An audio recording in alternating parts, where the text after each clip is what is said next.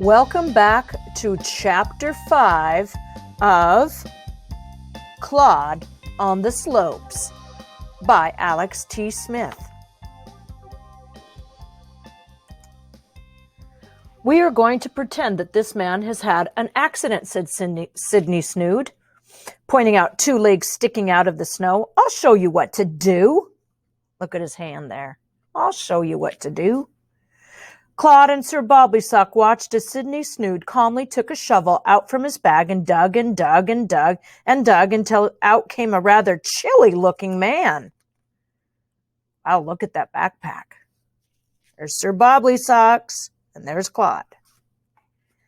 Then Sydney Snood wrapped the man up in a special silver wrinkly blanket and poured him a hot drink from a thermos. Claude had a cup of tea, too, since it had been very hard work supervising the rescue. Sydney turned to Claude and Sir Bobblysocks. So you see, he said, you must be careful because this is the kind of accident you can cause if you use your outdoor voice near snowy mountains. Looking pretty chilly in that silvery blanket. Now, continued Sydney Snood, would you like me to teach you both how to ski? Claude was very excited and said, yes, please. But Sir Bobblysocks was worried about his bunion. So he said he would go and find a nice cup of tea and watch Claude from the log cabin at the bottom of the mountain. A bunion is sort of where it hurts on your, it's a hurt part of your foot.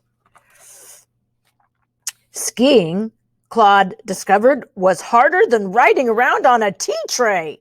It was rather tricky indeed. Look at his face. Oh no, how does he get out of that? Sydney showed Claude how to push himself off using two sticks and how to bring his arm in close to his body so that he could move quicker. He also showed him how to skid to a nice calm stop. Claude found that in emergencies, using the nearest tree worked just as well. Thud! Sort of hurts too, though. I think he should learn a different way. Chapter 6. After a few falling down sort of tries, Claude eventually got the hang of it. Yeah, he kept on persisting. He skied down a small mountain and then he skied down a medium-sized mountain. Claude found that everyone liked to stop and watch him. Sort of like with fear, though. Look at their faces. They're like, what's happening? There's a dog lifted in the air. I wonder if he had much control. Oh, my goodness. As a special treat for you being so quiet all afternoon, shall we try skiing from the top of the tallest mountain? Asked Sydney Snood. Claude felt a bit giddy at the thought, but said, okay, and wagged his tail excitedly.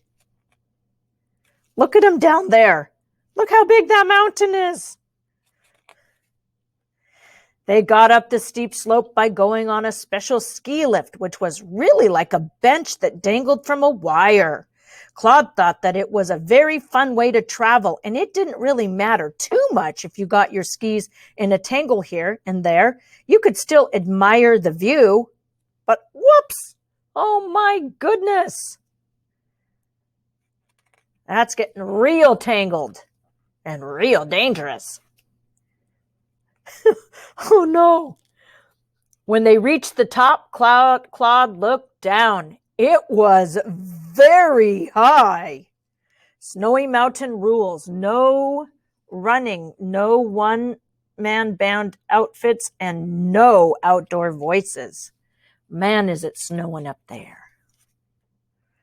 Claude squinted through his binoculars. He could see Sir Bobblysocks sitting outside the log cabin having a hot chocolate.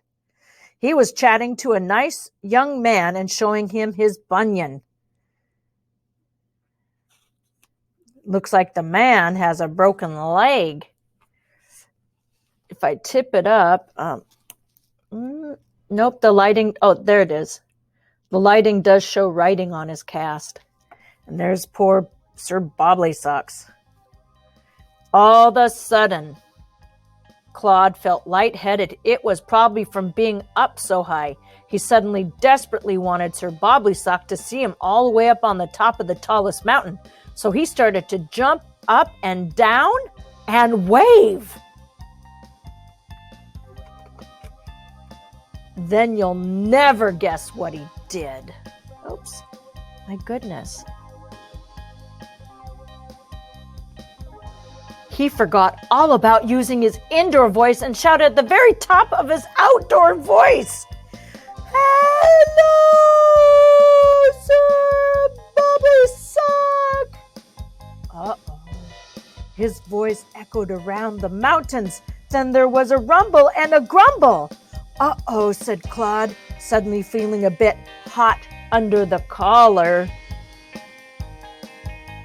Uh-oh, he knows he did something wrong.